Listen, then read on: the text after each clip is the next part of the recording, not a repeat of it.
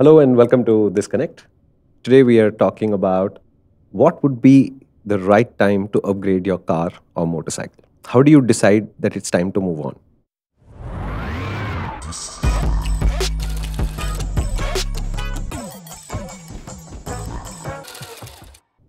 And for that, we have our usual expert with us, Kartikeya and the expert at upgrades and moving on, And we have expert Shumi. Okay, full stop. at keeping things and adding things.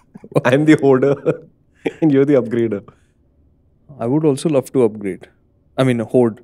I'm a hoarder, but I'm not allowed to hoard. Yeah, see, that makes you an upgrader. Yeah, But nobody's there to stop me from hoarding. exactly. Lucky you. Yeah, so I have a skill set that works for my current situation. Okay, tell me. This is awesome. We've gone through the discussion of buying your first car, buying your first bike, right? Which are just happy times, right? The excitement when you're looking to buy a new vehicle is phenomenal. But when you go to upgrade, there's so much more at play as well, right? It's a happy time too. Yeah, it is a happy time, but there's so much more happening, right? Because now you have expectations. You have learned so much from the product that you already have, the car, bike, whatever, what you've done with it. And now you want more, which is, I'm guessing, one of the reasons why you want to upgrade. So have you been in a situation where you were like, okay, now I want this, now I need to upgrade? Yeah? Okay, tell. To me, the core reason to upgrade has always been, now I'm bored of this thing. Okay. So tell which So one was it? functionally, for example, I honestly do not care. Like if I were to rewind back and let's assume that all the 10 machines I've owned so far were all still in my garage, I would still ride all 10 of them. So I'm not the guy who upgrades because I think, okay, I'm done with 25 bhp, can I get 40? There is a reason to upgrade to 40 for sure. But I am the person who says, I'm not learning as much from this machine anymore. So is it so important to me emotionally that this machine needs to stay in my garage? If yes, then I am not upgrading, I am adding a machine. And if it's not important, then it moves on. To give you an example, I knew the KTM 200 Duke when I bought it was a step. And I knew the actual machine I wanted to buy was a 390 Duke. I just didn't want to wait a year for that to happen. And I had collected the money for it, so I wasn't concerned about it. So as soon as the 390 upgrade happened, the 200 was immediately said, ye to bikega. There is no way this remains, right? When I bought the 1200 Multistrada, my first feelings as I started to ride that motorcycle was, this is a keeper and I will not move on from this bike. I will add things to this garage. Right. Turns out that also faded. And I put 55,000 kilometers to the point where I said, now I understand this motorcycle fully. I have to move on from here.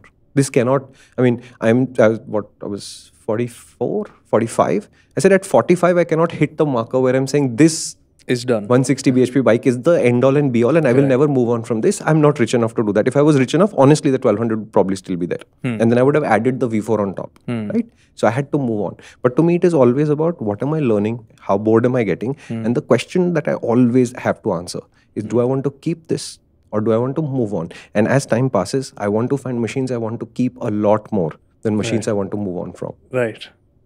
So, okay, this is very similar in the vein of when we spoke about new cars, new bikes. There's the emotional side of it, there's the logical side of it. And I think what you are saying is something that I am in the same boat, but I don't have the freedom to exercise. But if you have chosen well, right, then the chances are the need or the desire to upgrade is not going to come very soon, right? You will have something that will keep you emotionally engrossed, right? It will be teaching you lots of things. You'll be doing more with it. And so therefore, you will spend a lot more time with it before you get to a point where you say that, now I need something else. Yeah, and before you romanticize it too much, I also want to point out that there is a learning process in finding your method to finding those machines. Yeah. It's not going to happen automatically. And no matter how much YouTube you watch, no matter how much advice you take from us, it doesn't happen until you figure out what your preferences are, right? So I've bought a lot of machines that made no sense for my garage along the way to discover what made sense for my garage. And today, and I'm saying 2014 is when I became clear enough about, I want this kind of machine, I don't want this kind of machine. It became clear to me in 2014. I've been riding since 1999, let's call it, 1998 or 99, right? So it took me 15 years to figure out what kind of machines I would probably end up keeping versus the machines that I would move on from. So a lot of you are much younger than this and your careers are much shorter than this at this point of time. You won't find this ability to zoom in on this is the kind of machine I want to have that easily. You are going to make mistakes, and that's okay. And when you make a mistake, upgrade. It doesn't have to be the night you realize it's a mistake. It can take time. It's okay. What about you? What are you thinking? Man, I'm just thinking that except for the Sunny, which was not a choice really, every other machine, somehow I was fortunate enough. Like, so I didn't buy as many vehicles as you did, right? I went through different, like after the CBZ, I had a friend's KB, then I had the Dio, and then I got the Impulse and the Dukes, and then in cars we had the Nano, then we had the Ignis and the 124, right? Now, all of them somehow, like for me, they hit that one thing that I wanted, right? There's that sense of, okay, the Nano, as ridiculous as it sounds, there's a sense of versatility to it, right? Which for me just clicked. I loved that aspect about it, and that's the one thing that I enjoyed with all of them. Like even the Dio, you think of it like I love scooters, and like with the Dio, there was that fun factor to it, right? Just because of the way it looked, right? Sure. It had that personality about it. So somehow that has clicked for me, and even the Busa, right? Like I don't know why. Busa is also like, I know it's thought of as a very unidimensional no, it's not. Machine, right? It's not. It's an extremely versatile superbike. Exactly. So I think finding what works for you, because like he and I are completely different in terms of the kind of machines we like, right? We understand and appreciate them well enough, and we'll find that. But what excites him versus what excites me is completely different. So figuring that out is an important part. No, and there is a very key point to be made here, okay? At the beginning of your riding career, driving career, you'll pick versatile things. It's natural. And you'll always be slightly logical about it, because you'll say, it's got enough space, it's got enough comfort, it's got enough ability, it's got enough performance or whatever, and you'll find a blend. I think that as you evolve as a rider, as a driver, your need to be versatile starts to narrow. And you don't need it so much. And there is a very fundamental, I think, way of thinking that changes. Kartik still likes versatile machines. But remember, he's honestly saying that he has a restriction, that he cannot buy too many of them. I'm on the other side. I spend most of my money buying motorcycles or doing something motorcycling anyway. I don't really have a life outside of this, right? But that allows me the latitude to say, I like sports bikes, so I need a sports bike.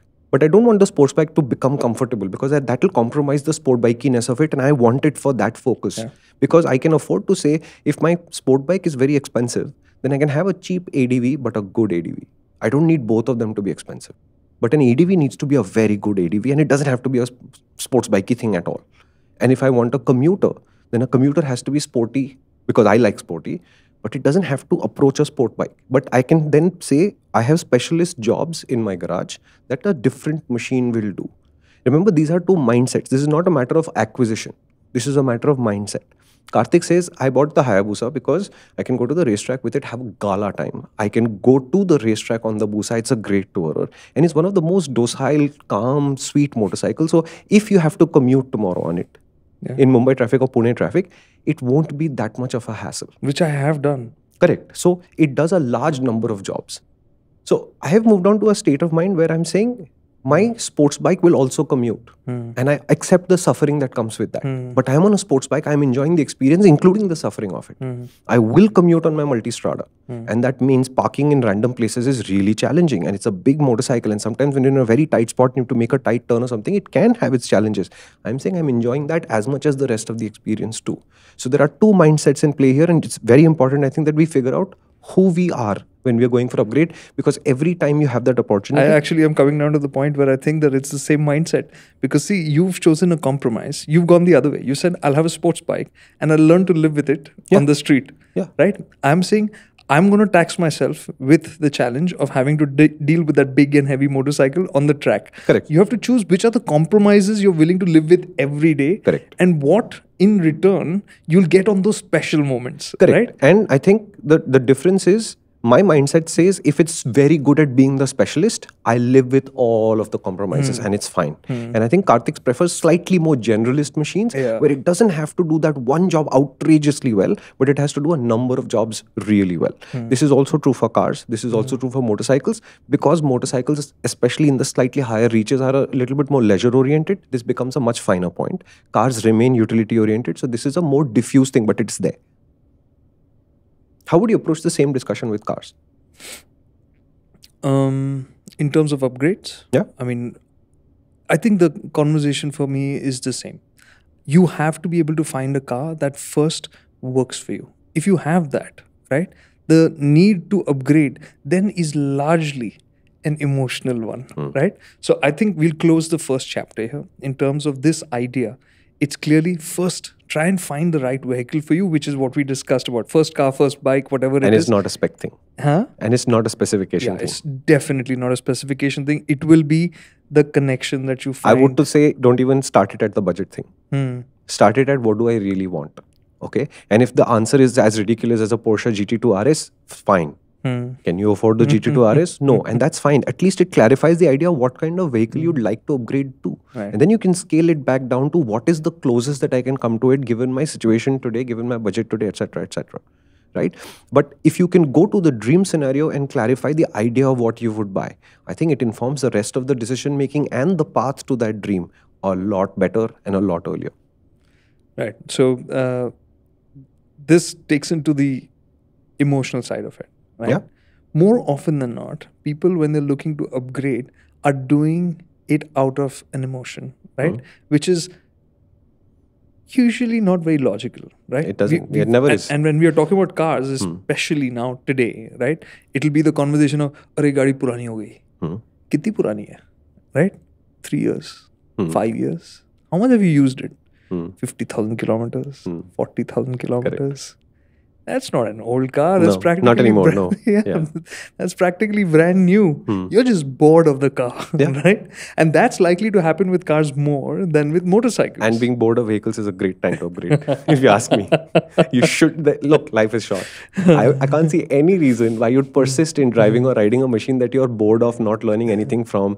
And it does its job, and you're not emotionally invested in it anymore. Good time to move on. So, and that is great. I mean, that's a great point. If you are bored of your car, bike, whatever it is, you made a wrong decision somewhere, right? Or enough time has passed. That also may be the case. But I'm saying find out the reason for your boredom. Yes, 100%. Right? Why are you now out of love with this machine that you put so much effort into in the first place to buy? Correct. You thought about 10,000 things, right? So that now when you make the next decision, you make a better one. Yeah, right? Yeah, 100%. But I'm very clear about this. You will get bored of everything eventually. That is how humans work. You will, right? Because at first it is wow. And then you do the wow for a bit. And then you sort of settle in. And then you personalize that experience a little bit, saying, okay, I don't like this, I want to change that. And you make the small changes, you settle it in. Then there is that phase where you're effectively like a really long honeymoon, ideally, where you're in love and you're enjoying it and it settles in. You've made the little changes, the changes work, you're happy. And then there comes a point where either it becomes a keeper or your love starts to fail.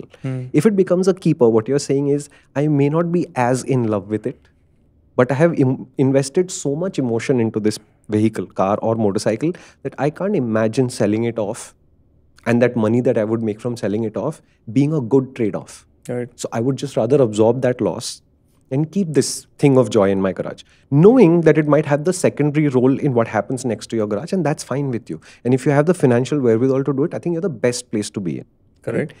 There will also be other vehicles where you'll be like, yeah, that was nice. And that's the end of that sentence. That you shouldn't keep, and you won't. I mean, you'll know that it's, and I think it's natural. Yeah. Right? So a lot of people will say, I will keep my first bike forever because it's my first bike. It's a very romantic statement to make. And for a lot of people, that might actually be the case.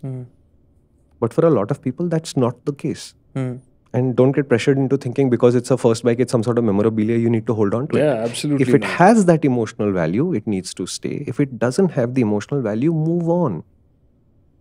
Right? This room right now, you can't see it in the frame, but there are 2 helmets that I used to use, which I'm extremely fond of. They're in this room right now, right? But they're only here because they have no value anyway. If I had retired them instead of at 5 years old, 2 years later, I would have been very happy to sell it or give it to somebody who could have used a world-class helmet. But I used them for the full complement of 5 years. They're great looking helmets. They're in great shape today. They are completely useless. So we use them as part of the artwork for this set. It doesn't matter.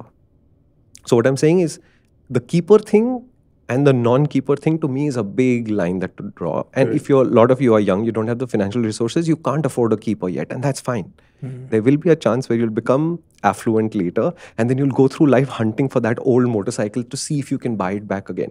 Right? There was a phase when I had a lot of money, nothing to do with the money. And I went through the phase of, can I get my KB125 back? Can I get my Kinetic Honda back? Can I get my first RD back? Can I get my second RD back? Did you find any of them? No. The more I thought about it, the more the answer I didn't have is, what will I do with them outside of park them in my garage and say I have all of my 11 bikes with me? And the answer always came back to, emotionally, it's a great thing to do. But logically, I had a garage of 2 or 3 machines at that point already, which I was riding as well as I could with all the test bikes that we also get in the process. What would I do with another 5-6 machines in there? They would just rot. Yeah. Or I would have to pay somebody saying, hey, listen, that RD's not been used in 2 weeks, can you take it for a spin? It doesn't make any sense. Yeah. So if I'm rich enough tomorrow, where I have a mansion, where I have a garage that can accommodate 11, 12, 13, 14 machines, I have that kind of financial wherewithal, I would love to invest the effort and the money to restore all of those 11 machines, bring them back into the garage, and then they're permanently parked, where their job is to bring me joy when I look at them when I wake up in the morning or something. Would you let other people ride them? I don't think they'll ever be rideable ever again, because that's the one thing that breaks that deal. I cannot maintain those things. Why? Because it'll be impossible to keep them running. Because it'll be too old, like that. Yeah. Okay. They have an emotional value, right? That's my first scooter. That's my first motorcycle. I don't want to ride it again, yeah? It's not like my KB125 was some magical motorcycle. It's not like I had an NSR 500 as my first machine. Okay, on that note, I'm going to skip back to this, right? The reason why I brought this up, about the logic side of it, is that you're going to say it's 3-5 years old, right? Or 40,000, 50,000, even 80,000 kilometers, and say that it's too old now, right? That's not the case today. No. Like, you're talking about these bikes, right? I understand getting parts, people who are really fluent with them, being able to take care of them on a regular basis, that'll be a challenge. Yeah. But if you bought anything in the last 4 or 5 years, you'll be fine. I mean, those things are going to run, right? So the need to upgrade isn't like, and there was a time when people used to do this, like resale, most people would say 3 years. 3 years the car is I done. think if you talk to the manufacturers, at least in the premium segment today, they still say that 3 to 4 years is when a premium purchaser, especially motorcycles, will move on. I think with the premium, at least for the cars, what I've come to understand, and what I do advise, is that you buy it new, you buy it with the warranty, you buy it with the extended coverage, whatever, the service, etc. The day it's done, you sell it. The warranty is done. Yeah. The day before that, you sell it. Because you don't want that headache. Like, most people are living their dreams buying a car that's, let's say, 60 lakhs. Today, 60 lakhs is practically entry, right, for a premium car, right? Yeah. You're buying one of those. Can you really afford to have a serious breakdown on that car once it's out of warranty, which can be 5, 7, 10 lakhs? Yeah, and that happens to the superbike guys also. You will see a lot of machines that are on sale, which are 2 years old. It's a precise thing. It's either 2 or 3 or 4 or 5. Correct. And if you talk about what that manufacturer offers as a warranty, it will be 2 or 3 or 4 or 5. Right? Correct. Yeah. So, I mean, that's going to be a reason for the premium guys to upgrade, right? Saying that I'm done. I don't want to live with this headache, right? If and when it does come, I'd much rather take the hit and go for something else, Okay. right? I think for more of the mass market, or let's say the disinterested buyers, right? There'll be a lot of people who are buying cars just for the purpose of commuting, traveling. It's a solution, right? For them, is 3 to 5 years a case for worries? No, it's not. No. Right? And today, even if you look at the depreciation, the worst amount of depreciation is the first couple of years, right? Correct. पहले 2 साल में, I think it becomes 15%, 20%, whatever, and then it's 10% every year. So by the 5th year, you've lost 50%. And if you've held out till 5 years, my recommendation will be hold on. Or give it to a family member who can't afford a much larger vehicle yet, who can use it at a reasonable price. That's... Don't try to gyp your own family members. That's the great thing within bigger families, right? They'll have one older vehicle, it's passed down to somebody within the family, and you get another one. If that works, that's beautiful, because you're maximizing the value of that vehicle, because it's got a lot of life in it. It will still be useful. Like, let's say somebody just started learning to drive, just a new driver. So for them, an older car will be more comforting. Yeah, perfect. And I think the only exception to this, where I think I have a very strong view on this, is if you've bought a vehicle that is not turning out to be reliable. Please don't struggle with the reliability issues and try to solve your life because you've spent the money on it. Okay, your time is far more valuable. So if I were to have bought a motorcycle that turned out to be super unreliable, I'd be looking almost immediately to get rid of it. And my attitude on this is very simple. I don't want to work on my motorcycles. I can enjoy working on my motorcycles, but I should feel like that's an optional activity, not a required activity. It should be as per your schedule. It should be my schedule, not the motorcycle's demand. Okay, my motorcycle's job is to wait in the garage until I am ready to have a go. No other format of this is acceptable, right? So if I buy a machine that turns out not to be reliable, that's it. Love is over. It's over that day, no matter how special the machine is. 100%. It has to run or it has to go. And I value my time a lot more than my money. So if I have to take a small hit to get rid of this thing, I will get rid of this thing. Yeah. Completely makes sense. I mean, that for sure.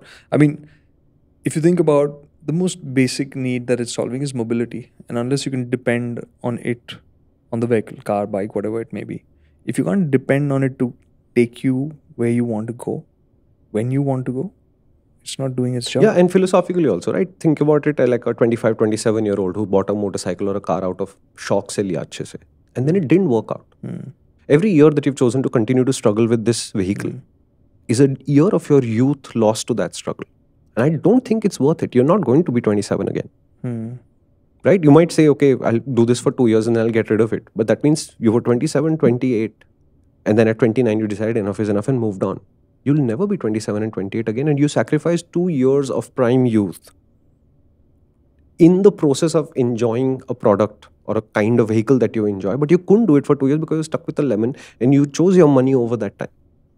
I don't think there's any amount of money on earth that is worth that. It's a difficult decision to make. It's the most illogical thing financially possible, but I would prioritize my time over that. Right. So I've been fortunate to have very few lemons in my garage. But I promise you, if I buy something tomorrow, it turns out to be a lemon, that's it. No matter how much financial stress that's going to cause, it's going. Okay. What are the reasons today? Like, let's say, in cars, I can think about, we had that discussion about safety, right? Yeah. So people were worried about not having airbags in their cars. What would there be any triggers like that when you think about motorcycles saying that, hey, you might want to jump now? I think anybody who has a non-ABS motorcycle today needs to immediately upgrade to something with ABS. This is a non-negotiable thing. And that means everybody with a sub 125, even if you bought it last year, if you can upgrade to something with ABS, I would. To me, it is an essential safety equipment, especially in our variable conditions. We know it works and we know it's invisible. So it's not going to interrupt your flow until it needs to. So to me, if you don't have a vehicle with ABS, that's every single one of you guys with scooters, except for the Aerox owners, I think, or Aprilia SR160, etc. All the rest of that population needs to move to something with ABS for sure. So to me, mechanically, the first thing I want, ABS. Okay. The second reason to upgrade is, we've already covered this, I won't go into detail again, but board. Board. I'm not enjoying this anymore. Okay. The third is to try something new, which is a very powerful thing, especially in motorcycles where the formats are very specific. And at the same price, you can access a whole bunch of different formats where the specificity of the role is very clearly defined. Okay. We all come up from versatile machines at the beginning. Whereas if you were to look at Europe or America, there is a chance that you rode a dirt bike first, or something like that first. So your experience at the beginning can vary a lot. In India, beginning experience doesn't vary that much because it's basically a commuter or a scooter that you would have started from. So when you get to your first or second machine, that upgrade can lead you in a completely different direction in terms of format. Don't be afraid to explore a format that you're not familiar with. This could be in the form of rent one for a weekend and see what it feels like and say, hey, I like this format, or no, this is just not my thing, and never do it again. But remember, you've only seen one very versatile side of the picture at the beginning, 99% of the time in India. And I think it's totally worth going somewhere else. And don't write off anything because you don't know enough, right? Like, I have not ridden a lot of dirt bikes in my past. I have ridden a few.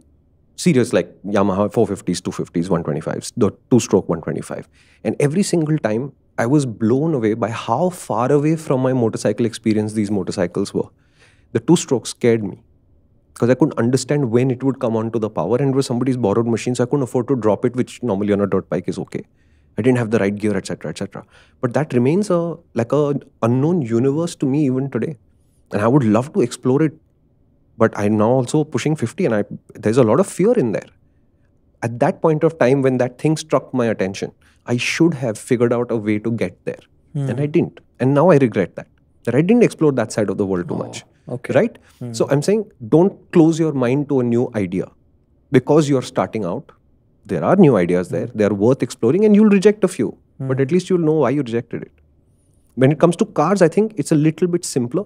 Because, for example, the sub 4 meter SUV, the what do you call them? The crossovers. Crossovers. So the crossovers and all of these things, right? They're not fundamentally different in how they drive. They are a little bit different from each other in how they drive. So the variation is narrow. But you just upgrade that to the class where you're looking at, say, a Verna City Virtus size sedan versus the SUVs in this class. Now suddenly there's quite a bit of divergence in how they drive and stuff. And at that point, if you decide, I'm a SUV guy, I'll just buy the SUV, maybe you're missing out. Maybe the sedan is what you actually want to drive, because what you're actually doing is trying to corner an SUV. Right. And even the City, which is as dull a car as it is to drive, will actually corner better than your giant roly-poly SUV. Right? Today there was a guy in a Fortuner trying to drive fast. And I was on the Maverick. It's a sight. And I was just looking at the Fortuner guy and say, what are you trying? This is the wrong car for this nonsense. It just looks dramatic straight away. Yeah. Yeah. It just looks dramatic. And he was so busy, he didn't notice anybody in traffic. So every motorcycle that passed him, and a lot of motorcycles passed him, they all had to honk at this guy. Because he was so busy trying to go fast. It's just wrong. And I was looking at him and I said, if you were just in a sedan, this would be so much simpler for you. Yeah. But it is today election results day, and it was a white Fortuner. So we said, we'll just pass him safely. Stay as far away as possible and not get involved in this. Keep our distance. Yeah. So to me, again, to summarize the reasons to upgrade, one is, a very powerful reason is you're bored. If you're not learning anything from it anymore, if you're not excited about riding it anymore, you should move on. My street triple, that's what actually happened. I walked by the garage one day, looked at that and the KTM, and I reached for the KTM's keys. And there was no thought, there was no active thought process. I was just trying to decide what to ride today. And the moment I picked the KTM keys out of my pocket and I felt happy, I knew the street triple's day was done. Right? Yeah. To me, it's that simple. It's penny drop. And it sounds like I'm rich enough to be able to make a frivolous decision like this. No, it took me a while to get rid of the street triple. But that night I knew that the street triple's days in my garage were at an end. And that this bike would have to go. Whereas the KTM, which is much smaller, etc., that bike would stay. Right? So first, board. Second is safety. And the safety thing is very simple. Motorcycles is very easy. If you don't have ABS, you should get ABS. What do you think is the similar equivalent for cars? On ABS, I know that sounds like a very strong statement, but you have to think about ABS this way. That ABS, we buy life insurance, we buy health insurance, we buy vehicle insurance. ABS is all of that rolled into one, effectively, right? Yeah. Because it having a spill is, I mean, just falling is so easy because of all the variety of conditions that we have, the unpredictability, and ABS is one thing that actually does all those things, and it's a one-time payment, whereas all the others are recurring payments. Yeah, you're right. Right? So ABS, that it's 100%. Like, you know, I have a friend who will always say, no, I prefer riding without ABS. I like that control. And I say, no, thank you. I never want to go back to non-ABS ever again. And both of us are skilled riders now. We both still activate ABS here and there along the way, which tells you that it has nothing to do with my skill. It has to do with sand being in the wrong place or an oil spill being in the wrong place, etc., etc. Right. And it takes that much of an oil spill that you have to cross, which the ABS will protect you from. And without ABS, you'll have lost the front in that much space. Yeah.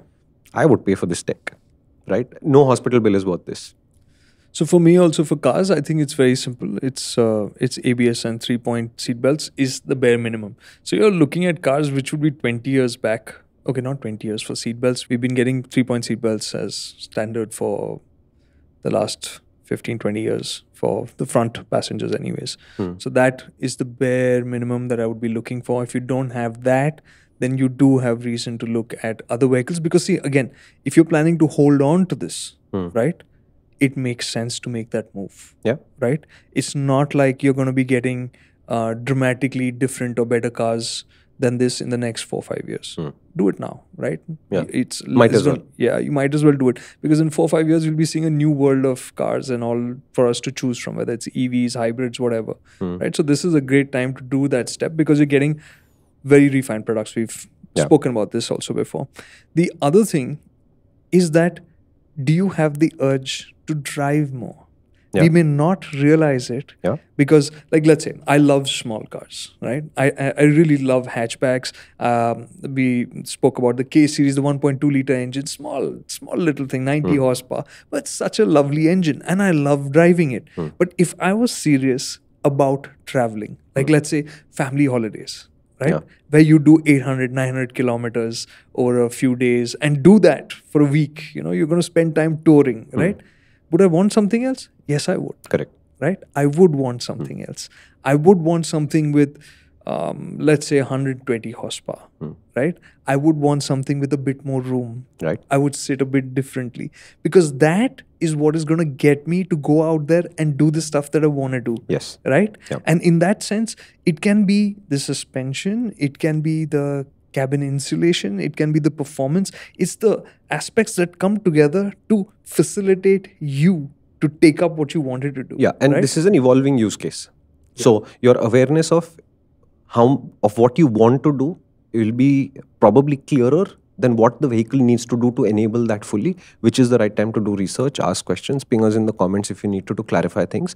And it is time to move forward in that direction. I just want to put a caveat there.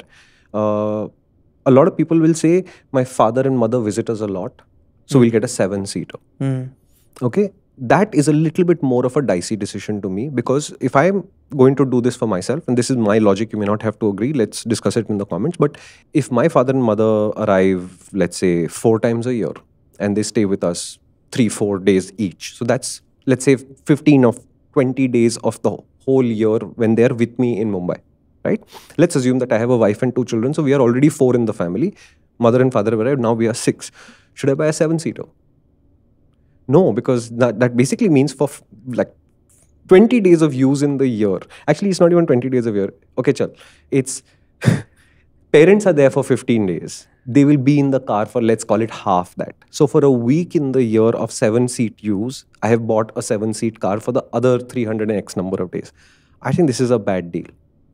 Excellent one. I would actually, So there is a person I live in Powai, and there's a person in Powai whose cabs we've been using forever. And he has a driver called Ramesh, who now we've driven with for 12-14 years. When those days come, I just call Kulvanji ahead of time and say, Kulvanji, I want Ramesh in the Innova for those days blocked. I'm blocking him for 7, out of which I will use him for at least 5. This is my block booking. Please take it. I am done with my 7-seater. And then now I have time to spend with my parents in the car too, rather than the hassle of, will my wife drive, will I drive, who will belt up the kids and all of this drama. We don't have to do any of this stuff. Correct. Ramesh will drive, and Ramesh will park, and Ramesh will take care of the car so that we can be the family that we intended to be in the first place. The rest of the year, I'm quite happy to drive a 5-seat thing. Superb. So that's utility, man. That's superb. Absolutely. You have to look at utility, because, see, cars are not small expenses, right? They're big expenses. Like you said, for 7 days of the year, does it make sense to do that? No, it does not. No. It's not really the solution, right? Same way, like people, like now, we spoke about small hatches. And you say, I've had a hatch. I want to get another one. I want to get something new for the city. And will a hatch do the job that you're looking to do? You may be in a smaller hatch, you can go to a bigger hatch, or you can go to a sedan, right? Any of those options can work. At the end of the day, it is going to be about what are your needs? What is your actual utility? Getting a 200 horsepower car for the city is maybe just a little bit of a self-flattery or and there is a place for it. Yeah. But don't delude yourself about it. Correct. That it's not what is going to give you a better experience necessarily. You have to be aware of that. कि वो खरीदने से या कोई एक high-end bike लेने से you will not become a better rider. You will not become a better driver. That comes with training, with skill, with time, right? So your experience, what you want to improve, has to be absolutely clear. And the worst is when you have a really powerful car and then somebody who's a much better driver than you in a small hatchback just disappears in you on an average road in traffic, and they look like they're not working at all and you're like struggling to keep up with them. I think there's nothing more depressing than that. Absolutely. that I've told you about that Hari Singh incident. Yeah. Following him. No, we've been lucky. We've driven with some very good drivers, international and domestic. We've driven with them in traffic, out on the open road, and on the racetrack. And what you can do when you learn to drive is a whole different world. And what you think is good driving is not even scratching the surface of what is actually possible to do. And those are professionals, obviously, so they're at another level. The other thing is lifestyle vehicles are very funny because I told you I would probably buy a pickup truck as my first ever vehicle. You know why? I go to the racetrack, I have one bike there, and I always miss my other bike. And I say, if I had it here, I could do one more session on it. So that's where the whole, like the entire dream is built on the idea saying, Anand will call and say, come, the racetrack is this weekend. I'll load all my bikes and I'll go there. Then I have my full garage to select what I want to ride from is the entirety of the dream. And I'm willing to put up with the impracticality of this dream because to me, my personal primary mode of transport is a motorcycle. It's not a car. So this car to me is a full-on luxury. If I ever buy a pickup truck, it will be with the idea saying, I don't know when I'm actually going to use it. But what I'm buying it for is to be able to load the back, take the motorcycle and go somewhere. That's why that luxury works for me. That's my use case. My use case is a throwaway use case in that sense, which is why obviously it's not happened yet. I don't know when it'll happen either. What do you think about that? When does a lifestyle vehicle become your upgrade? Something super impractical, but you want it. Right. Like, so the, sorry, not Hilux. You want the V-Cross. V-Cross is cheaper. I'm happy What did you say? High Cross. Did I say High Cross? I don't know. No, I said pickup. I never said the name. Oh. Yeah. Because we used to keep discussing the V-Cross. Yeah, I'd get a V-Cross. It doesn't make any sense. The Hilux's price makes no sense. Because the V-Cross, yeah, I mean, that price is, but you have discounts. Anyways, V-Cross. A used V-Cross starts at about 12 and goes up to about 19. There is no way you're getting a Hilux in that kind of money here.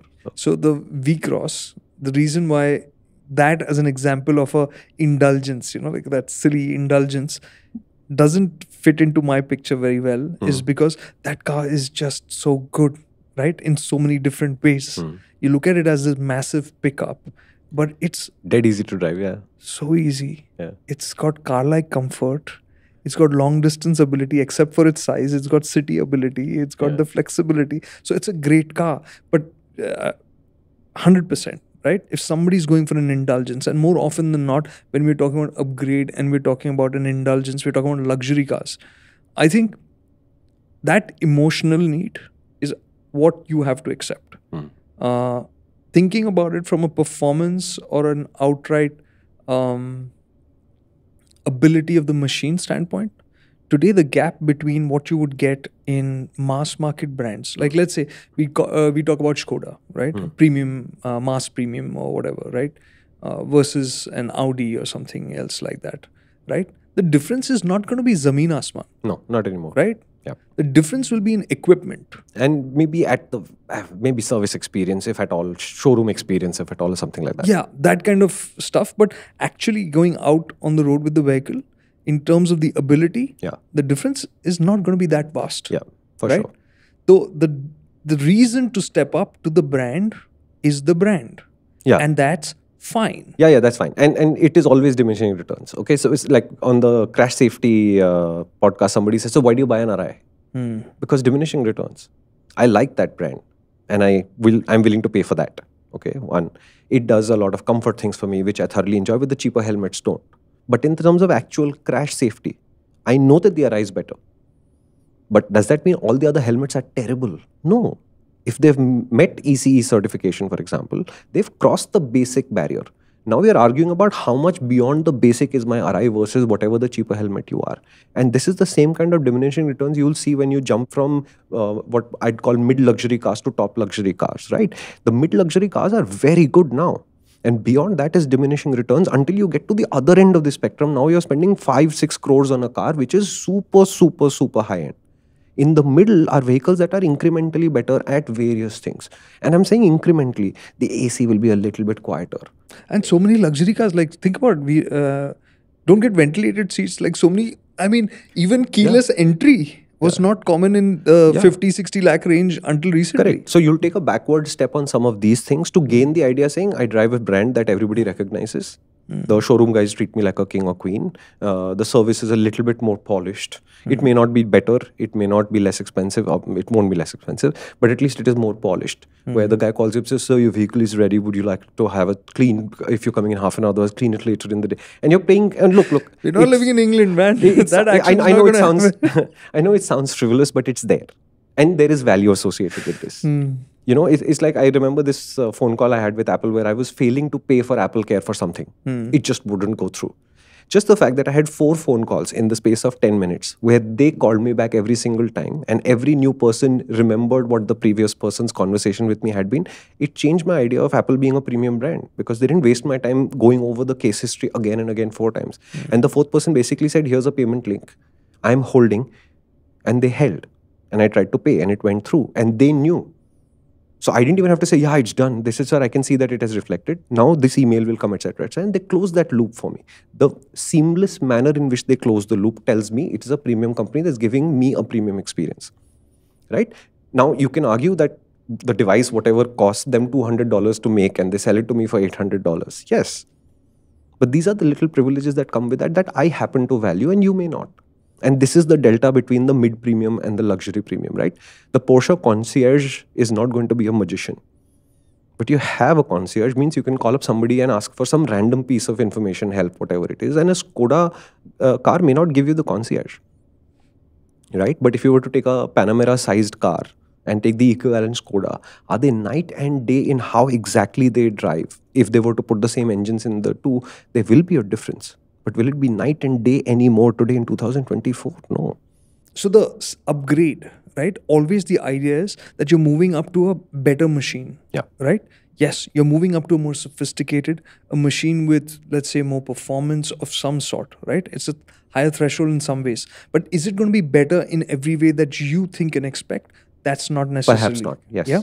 Like for instance, premium cars, bigger rims, more tire failures. Yeah. More performance, more sensitive to fuel. Correct. Right?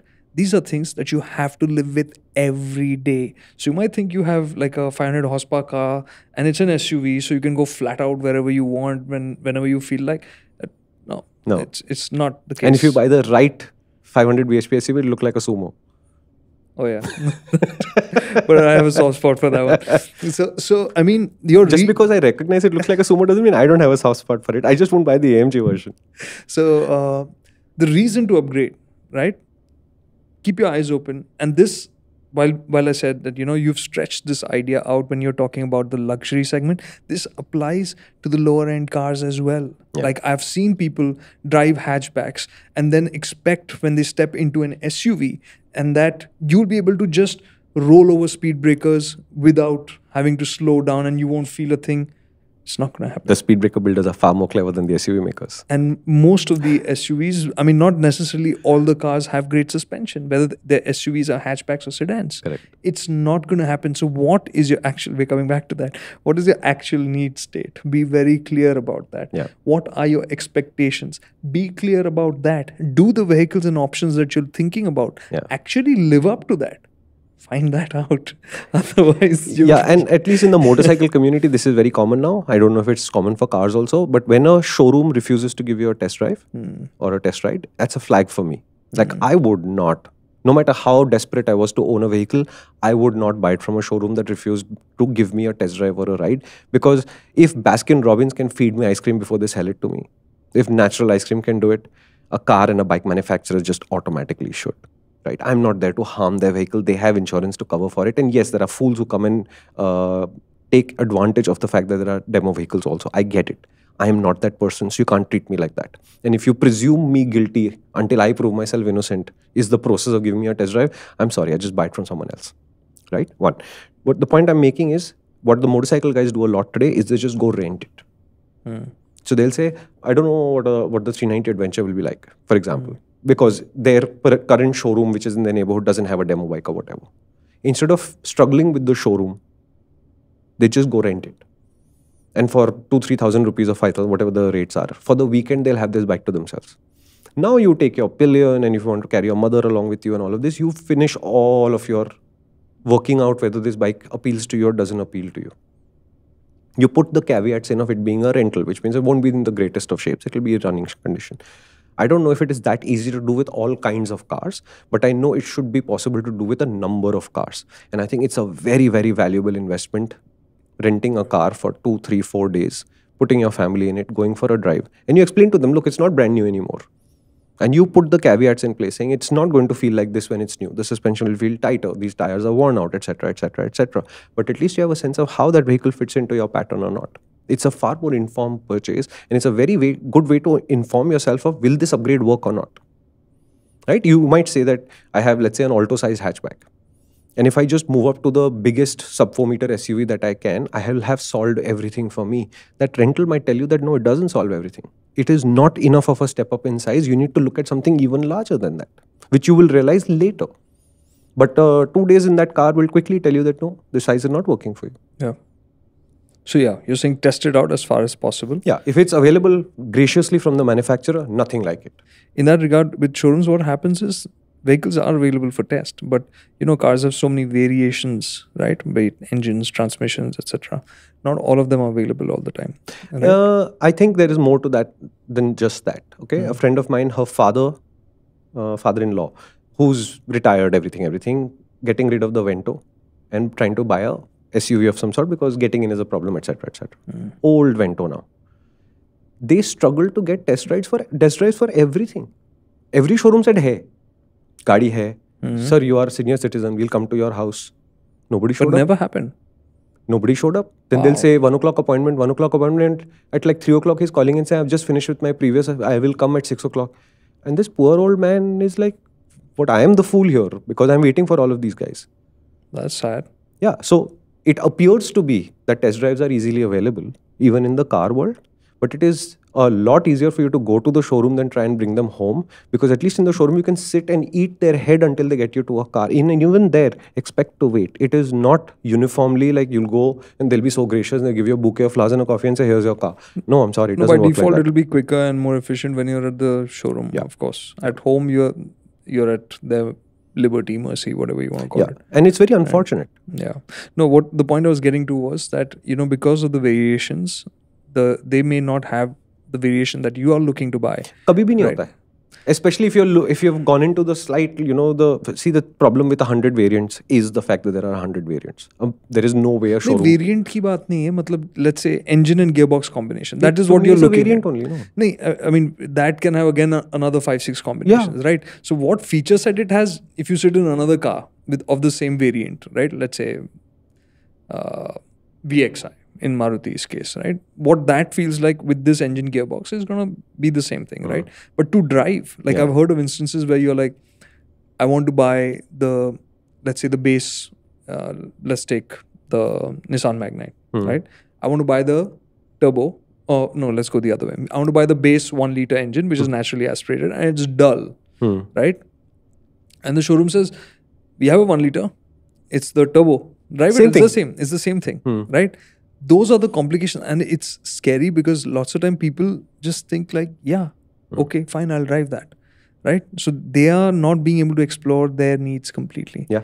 And so you should be careful about that. It's not going to be the same thing. It's not going to be the same thing with the transmission change, with the engine change. It's going to feel different. Yeah. And in the case of these two cars is an interesting example because the suspension setup's also different, right? The hardware is actually different. So how they feel is different. Yeah, so there's the Magnite and the Magnite is better. Mahanga.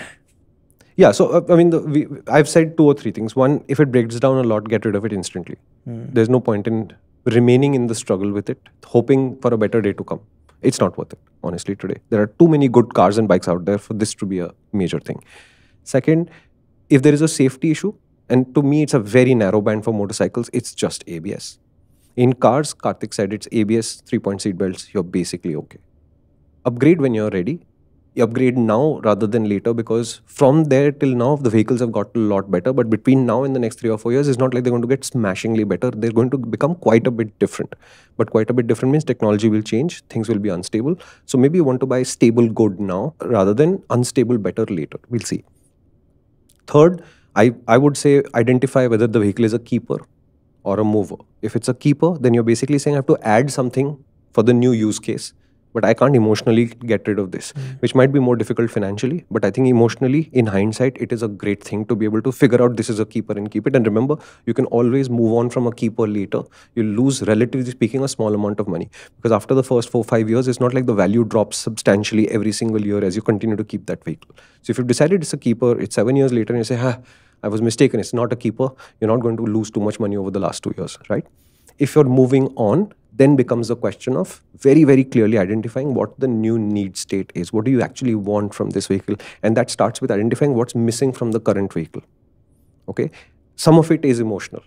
I would like people to see me in a more premium vehicle. Yes, that is a nebulous thing. It is an important thing and you figure it out. But if you want more performance, figure out what kind of performance you would want. On a motorcycle, for example, you get to choose between something torquey and something with a lot of horsepower. And they don't feel the same to ride. And they have their own pros and cons both. In a car, the cars are generally more flexible in the middle ranges. It's not till you get to specialized equipment that it becomes more specific. Correct me if I'm wrong. Right? Yeah.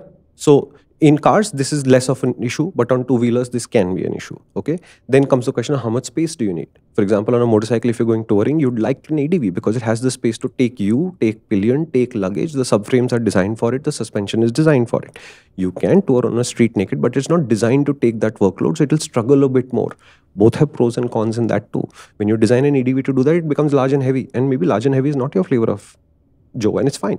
And similarly in a car, the example I gave is a very favorite example of mine, because when I go to visit my friend in New York, Chandan used to have a Zipcar subscription. I've told you this before. And he would ask me who all are coming with me, or I'm traveling alone, and how much luggage am I carrying, because he would rent an appropriate sized car for that day. Because he said in New York, having a car makes no sense. But renting a car the right size is very, very good. So the 1 year when I turned up with, I think, 2 motorcycle gearbags because I was returning from a motorcycle launch or whatever, that year he had a Volvo V40 or V90 or something like that. V90 probably. And the other year I said, no, I'm just coming in and I have a event, like a motor show type of event to attend. And I just have like 1 suitcase or whatever. That day he showed up in a Nissan Micro or something. And he had access to a different size car, and that's a luxury he has. But I'm saying we have the same luxury. You can drive a reasonably sized, interesting car and then get the 7-seater for the few weekends that you need it. And it's honestly less money than keeping the 7-seater all that kind of time. And then finally comes when you're 5, 8, 10, 15 years into this, you're buying your 5th, 6th, 8th vehicle. By then your sensibility will have evolved a lot more and you'll be a lot clearer about what kind of vehicle you'd like to have. Before this though, keep your brain and heart open to the idea of a new thing. You might not have discovered you're a sedan person. You may not have discovered that ADVs are for you. You may not have discovered that sports bikes are your thing. And they might even begin to become leisure things later in your life. But at least now you know that when you have money to spare, the kind of luxury 4-wheeler or 2-wheeler you'd buy looks like this. What else? Just in between, you were talking about when you spoke about the MPV buying scenario. Needs, expectations, be transparent with yourself, right? If you don't get that right, you will be setting yourself up for a disappointment and need to upgrade again, which is not going to be easy when it comes to cars for sure, right? In motorcycles, it'll be easier, but it's still not worth the hassle. So be clear about what you really want and test it out, whether it is solving the emotional need that you have, right? That I think is very important, be it cars or bikes. It's easy to get sidetracked by Specs, or the social media world, right? Like somebody has something, it's so cool, it's so awesome, it's so perfect, right? Like again, we're going back to the SUV conversation. SUVs are the solution. Not really. Yeah, for the influencer who got paid to say SUVs are the solution, yes. For him or her, they are a solution. I mean, so don't just follow something because it seems that way. Test it out for yourself. Be clear about why you want something, not just because of the imagery of it. Because trust me, when you get something, it's to ride and drive. And that pleasure is personal. Yeah. It's personal. It's intensely personal. And your personal flavor will change and it will be yours. And it may not ever match somebody else's. Which is how it is. Yeah. Should you upgrade to an EV? Depends on your need. And it's a parallel to the luxury aspect of it.